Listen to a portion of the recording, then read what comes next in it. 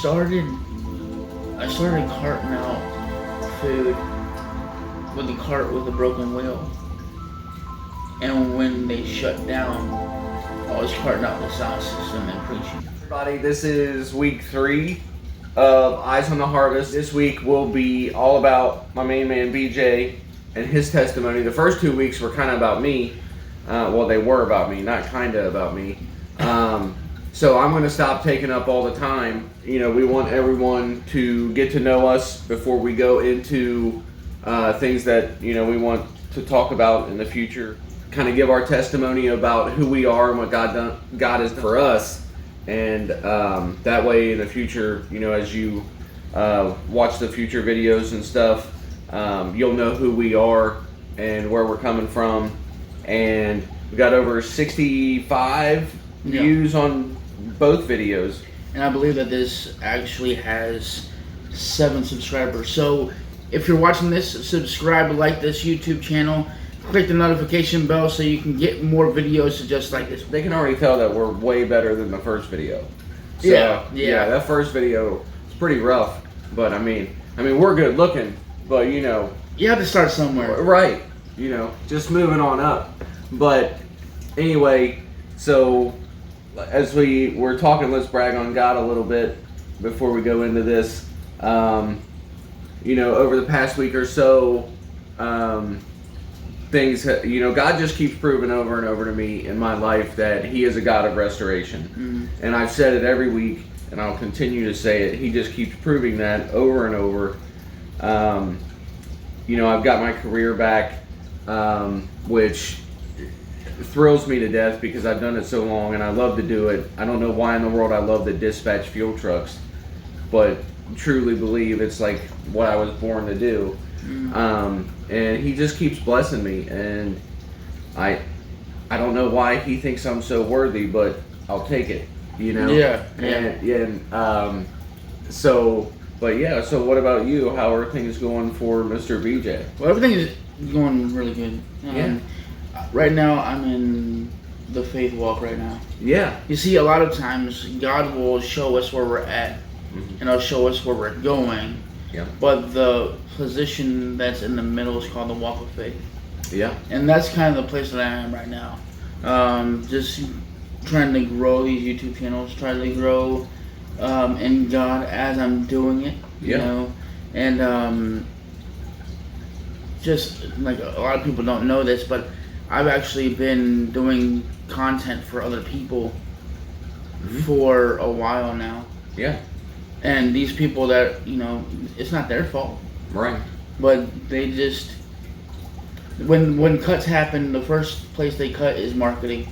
Always. So, you know, it's something that I love, but it's something that people are coming to me and saying, you know, we love to keep you, you're doing a great job, but we're going to have to cut back. Yeah. Yeah. And it's just been a faith walk right now. Right. And so I've been trying to go full force into YouTube, growing this channel, growing the other channel. Yeah. Seeing where God is going to take it, because the Lord spoke over me 10 years ago that I would preach in stadiums, and we live in Florida. Yeah. And if you look up how many seats is Raymond James Stadium, it's 75,000. Yeah. And I made a video about that, and just telling the people like how much more can we do on YouTube. We can surpass 75,000 subscribers. Absolutely. And that would be the same as if we were preaching in stadiums. Yeah. You see what I'm saying? So, yeah, absolutely. And you know, and both of us have a calling on our life. Mm-hmm. And you know, in the other videos I talked about how, you know, I ran away from that calling for 19 years. But now we're together. And I believe that, you know, God has put us together for such a time as this. And why stop at 75,000? You know, we're not. Right. God is a God of abundance. He is a God that does stuff exceedingly far above all that we can ask, think, or imagine. Yep. And He's going to do it with us. I agree. Because He's told us to do it. Exactly. And I think that's, like I keep saying, we serve a God of restoration, and our calling is without reproach, and of course we've let Him down, Oh yeah. But our calling is still there, and the beckoning for what we're called to do is still part of our everyday life, and it's part of who we are. Oh, cool. Yeah. And so now, we're just going to keep walking into what He has called us to do. And any door that He opens, no man can shut. So that's our faith, And on the flip side, He shuts doors that men want to open too. Right, that's true. So. And we doors that we want to walk through that He's right. like, nope. Yeah, no. like that. And He's done that a few times. Yeah. And but this week we're going to go into BJ's life a little bit, and I'm interested to hear this. Like, I know some because I'm editing his book right now, which I should have done Monday, just to let you know. Okay. I want to have that done Monday and send it back to you Monday evening. But I can't wait till he releases that because it's pretty amazing. But we're going to go into BJ this week, and I'm kind of excited to kind of hear the whole story as I sit here next to you. And, I'm sure I'm going to have questions, and I'll try to keep my ADHD in check while BJ's talking. So it's not like an hour and 20 minutes like mine. But it's all good. Yeah. But whenever you're ready, sir, go ahead and tell us about who Barabbas Ball is. Well, just to start out the gate, you started when you were a kid, so I'm going to start when I was a kid as well. Yeah. I was born in Tampa, Florida. I have 4 brothers and 1 sister. The oldest. I was not meant to be the oldest. Okay. A lot of people don't know this. My mom actually had 5 kids, but she was pregnant 10 times. Oh, wow. So she miscarried 5 times before she even had me. Wow. I didn't know that. So I am here for a reason. Yes. So I've had complications since I was born, really. Yeah. The devil was trying to take me out since I was born. When I was 5 years old, he tried to take my legs away from me. Yeah. He tried to stunt my walk from physically making me not be able to walk. Yeah, because he comes after us physically first, and then spiritually when he has to. Mm-hmm. So when I was 5 years old, we were at my great aunt's house, and we were playing on in the room. And my brother had jumped off of the bunk bed. He had his Superman cape on and stuff like that, and he jumped off of the bunk bed. And I thought that I could do that too, right? Right. But I must not have had the cape tight enough. Right. So when I jumped off of that bunk bed, I landed on the floor. And when I went to try to get up, I couldn't. Oh, wow. I was diagnosed later at Shriners Hospital. It's a bone and burn hospital that was here in Florida. I was actually diagnosed with leg calf palsy disease. Okay. It's actually named after the 3 doctors that actually found the disease. It is actually where your in your hips. Mm-hmm. See, I had it in both sides. Okay. And only 15% of the people that have it, that ever had it in both sides. Wow. And it occurs more in males, and they're all under the age of 10. Okay. But the ball and joint socket in your hip, the ball actually deforms. Okay. And there was no cartilage in my hips. Oh, okay. So they told my mom, we don't know if your son will ever walk again. Wow. And if he does, he'll have to learn how to walk all over again. Wow. Did you have to relearn how to walk? Yes. Wow. It was a journey from 5 years old to all the way up to about 17 or 18, I would have to go there for checkups and stuff.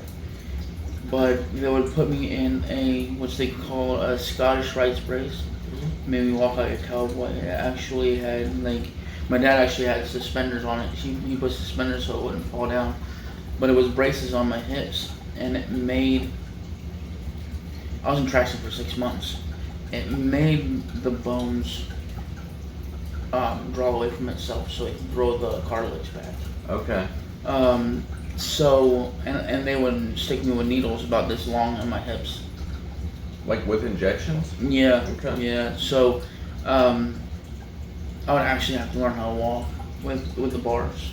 Okay. Like walking. Yeah. So when you see people do physical therapy, yeah. Yeah. And go to therapy and stuff like that for that. So, Wow. and I'll give you just this little snippet. But at the age of 25, I was in Lakewood Family Church in Hudson. And God spoke to me. He said, "I healed you, so you can stand on stages and preach." That's awesome. So if He never healed me, I would never been able to stand on stage. Right. Yeah.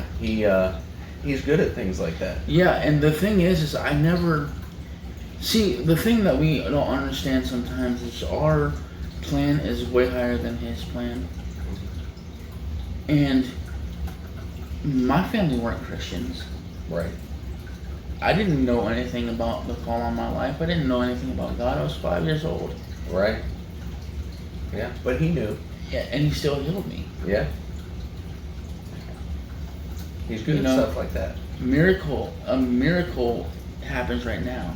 Right. But a healing is a rapid acceleration to divine health.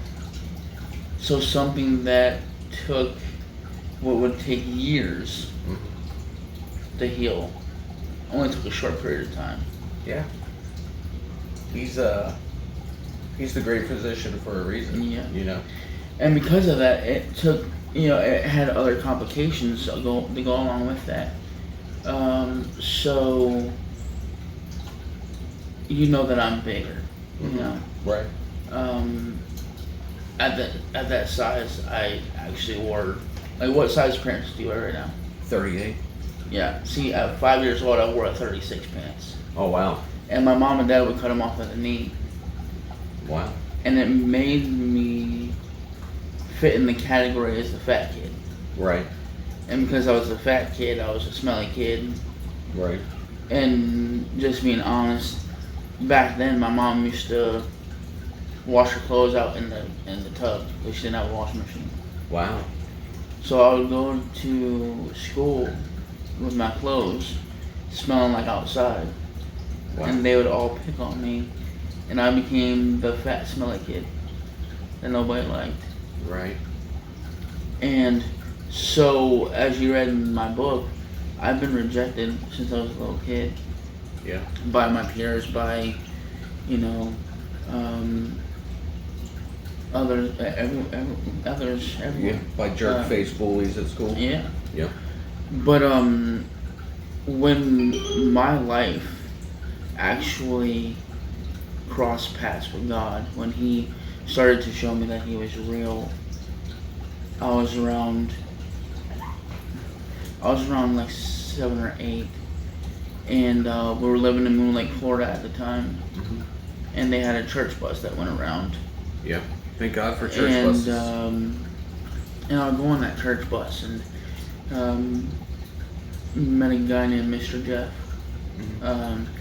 He passed away a couple years ago, doing the same thing that he used to do, picking up kids, and he got into a car accident and it took his life. He was in Georgia, driving for kids, driving kids to summer camp.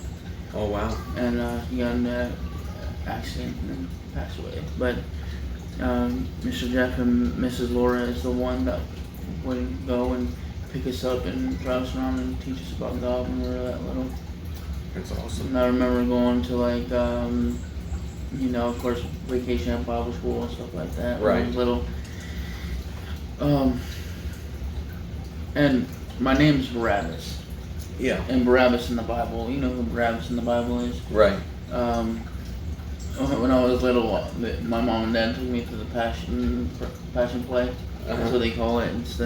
It's the resurrection and stuff like that. Mm-hmm. Even though, I think it was for like Easter. Right, probably for Easter. A lot of people are Christmas and Easter Christians. They do stuff like that on Christmas and Easter. But I remember this lady. She said, "Who would name their kid Barabbas?" Right. And that played in my head for the longest time. Because you were a kid. Yeah. You don't. But it played in my head enough to know and to dig into it. And Barabbas was set free that day. Mm-hmm. And it occurred to me that Barabbas was the first one to be set free, and Jesus didn't even die yet. It's true. That's pretty powerful. Yeah. So, our identity, our name is our identity. Mm-hmm. So, that's why, see, well, she's my foster daughter, but I'll call her my daughter until she the end of time I'll call her my daughter, but she's in the hospital right now having a kid. And Harley's having a baby? Yeah, and when I told her, when she started naming her kid, I told her that name will stick with that baby for the rest of his life. Right. Because it's your identity. Yeah. And what people call you. And what you're known for. Yeah. I went to church until I was a teenager. And when I was a teenager, of course, got around some of the bullies that were picking on me and stuff like that. And I was a kid that they just poked fun of to laugh at.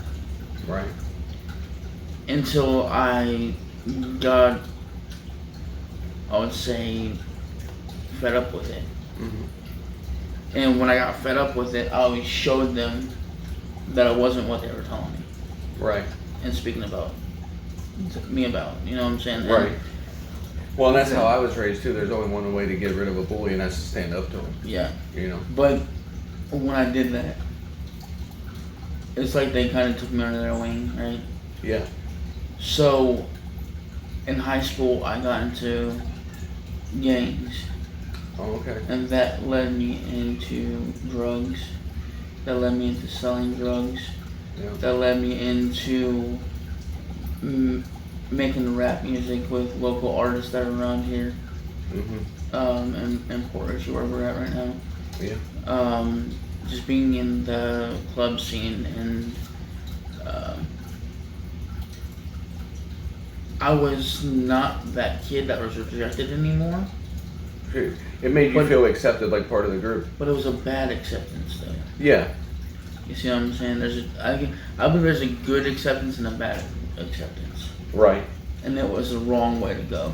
Yeah. So that happens in life, though. I mean, because when you're rejected for so long, you look for any type of acceptance. Yeah. And Satan knows that too. Of course he does. Because I truly believe there's moments in life and decisions in life where God is throwing an opportunity or throwing a decision-making possibility at you. Mm-hmm. And at the same time, so is Satan. Mm-hmm. And because Satan comes to steal, kill, and destroy. So, and if he sees you walking in God's purpose, he's going to throw something in the way that looks like it could be God, and it looks amazing and like this great opportunity or this great situation. And you have to be careful and stay in prayer and seek God first always, or you could fall for something that's not of God. Everything that God has, the enemy has a counterfeit to it. Yes. And Vanna tells me this a lot, and it's so true, that if it's not peaceful, if it doesn't bring peace, it's not of God. Because God's not a God of chaos. Yeah. So if you step into a situation and it kind of starts chaos or unpleasant things that just don't seem right, it doesn't have to be like insane or crazy. But if it's just there's no complete peace in a situation, I've truly started to realize this is the moment where I know this is not of God, because it can't be of God if it's not bringing peace. Yeah. And Jesus is the Prince of Peace. Yes, exactly. So he brings peace. And that point in my life was not peaceful at all. Yeah, I bet not. You know, and that led to me getting into females. Right. Because I was attracting the wrong thing. Well, yeah, absolutely. You know, of course, then I was a local celebrity. I was putting out music. Right. I had people that hated me. I had people trying to run me over with cars, shooting me. You know, Wow. we would be in the house. We'd be in the house that we recorded at, and you know, dude come in with a 223, put it by the wall, and say anybody that comes in this door, use it. And the thing that scared me was at that time, I wouldn't have put it past myself to use it. Wow. Yeah, I've never been in a situation like that.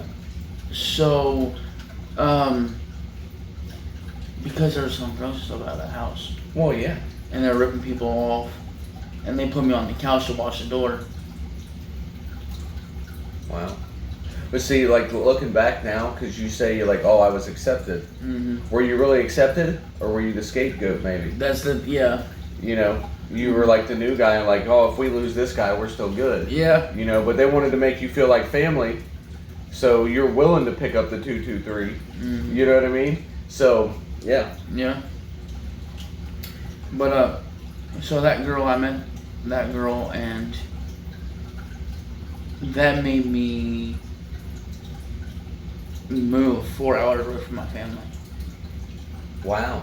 I actually moved with her to, well, we're in Port Richey right now. I moved to Lehigh Acres, which was by Miami. Oh, okay. My dad gave me a van. I loaded up everything that I had in that van. Didn't have my license yet. You drove anyway? No. Oh, okay. I put it on the back of a tow truck. Oh, okay. And rode in front of the tow truck. And rode in the tow truck. Okay. Paid the guy $400 to drop it off and drop me off. Right. So you were living in a van down by the river? No, we had a house. Uh-huh. But when I got there, I didn't know that the water was off and the electric was off. Yeah. Wow. And it was my money that was going to be turning it back on. Right. And there was instantly no peace. Yeah, right? yeah. Like we just spoke about. So I was in that position, and that ended quickly because, you know, She ain't taking all my money. one night I woke up smelling burnt plastic. Uh-huh. And she was in the bathroom smoking crack. And then when I found that out, she didn't like it no more. Yeah. You know what I'm saying? It was a part of her that I haven't seen yet that she knew I wouldn't like. Right. So of course, that actually was probably a turning point in my life. Yeah. Because that made me go back to my mom and dad's house. Okay. And at that point in life, I was actually sleeping on a mattress on the floor in my mom and dad's house. And we grew up poor too. Right. You know, we had what we needed, but that's about it. There was times we went to the food bank, man. Yeah. And I mean, I don't remember. Nothing wrong with food bank. We still go sometimes if we need to. Right. But now I haven't been to a food bank in a long time, but mm-hmm. I don't remember going to a food bank as a kid, mm-hmm. but I'm sure we did. Yeah. Yeah. But there was a food bank called Project Hope, mm-hmm. and that's where my life changed. Really? I went to Project Hope, mm-hmm. and I had this persona about me that I wasn't just gonna get something for free. Mm-hmm. So out of stubbornness, I said, you know what? There's these two guys that are carting out food. I'm helping them. Mm-hmm. So I grabbed the cart. I got the one where the wheel wouldn't work. Of course.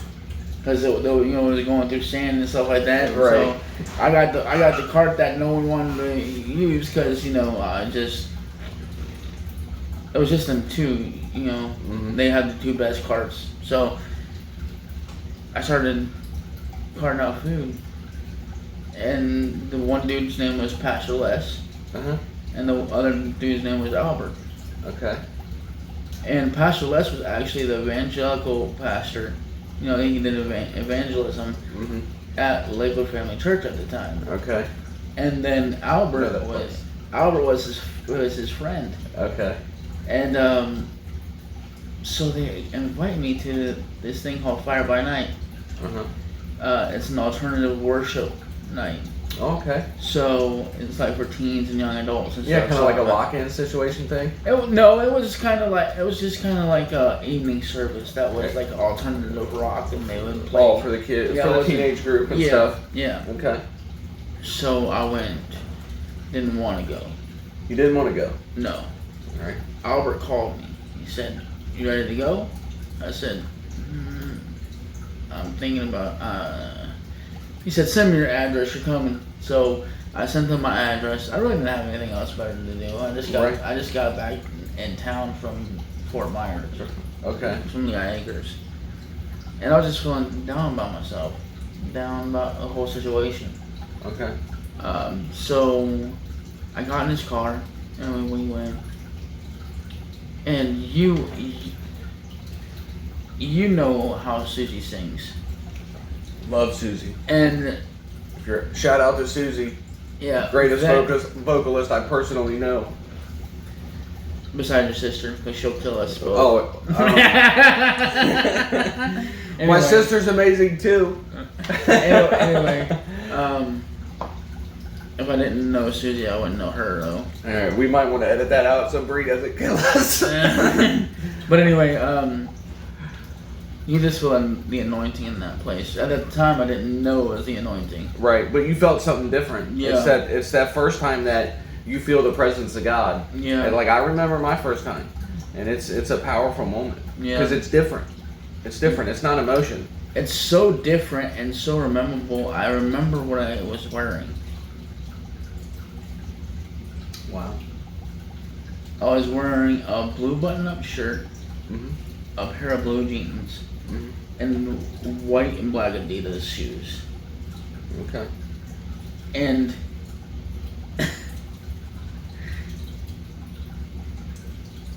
at that point in time, I didn't know it.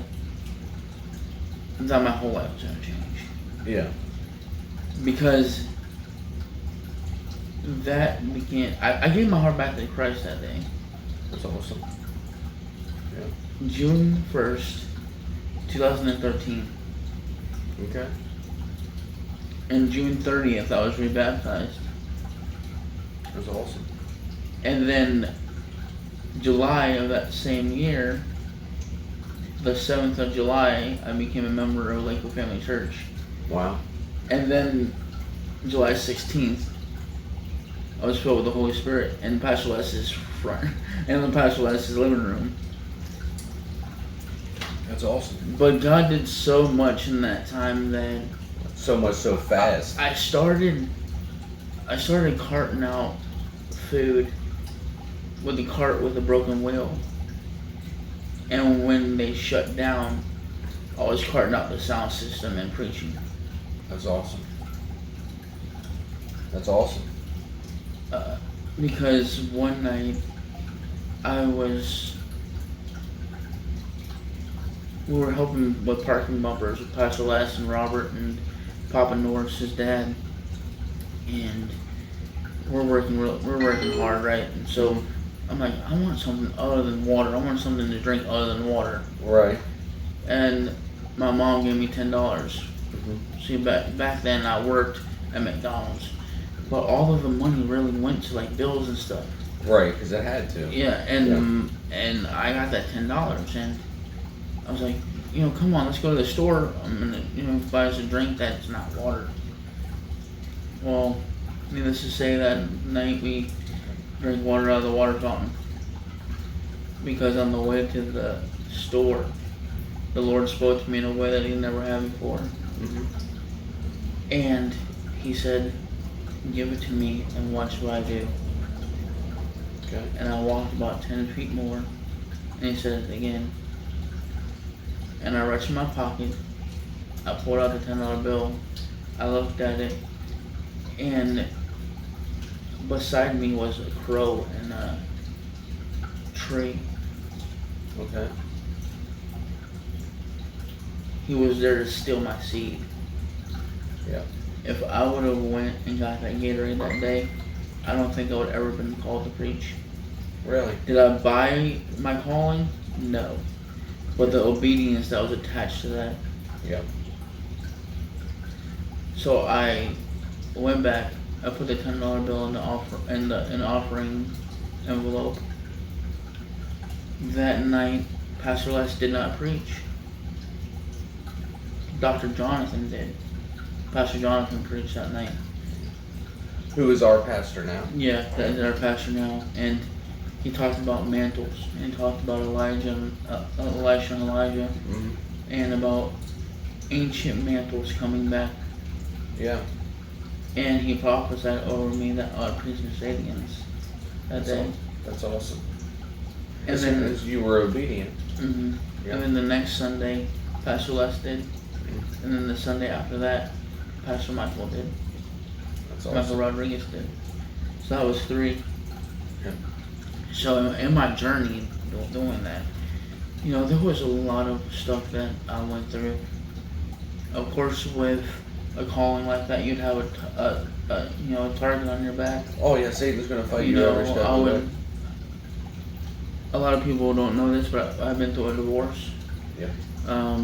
Same here. Man, we got a lot in common. So, yeah, Brianna is not my first wife.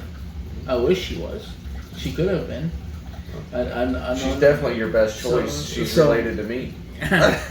But that just brought a whole bunch of chaos in my life. Yeah. But I've had to start over a couple of times.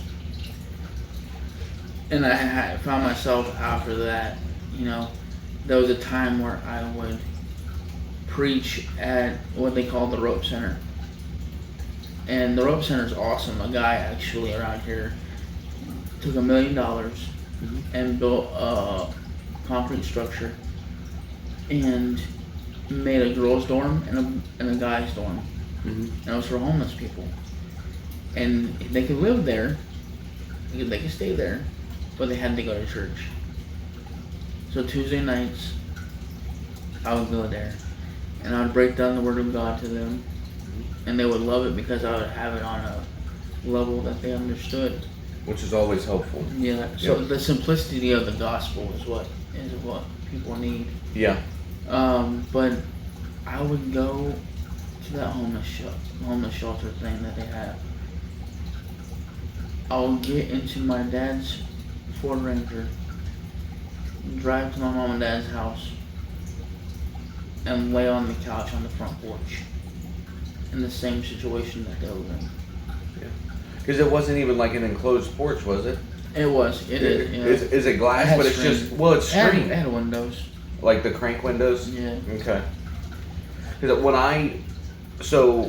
I first learned about you, I guess, because I really didn't meet you until after Brianna was already with you. Yeah.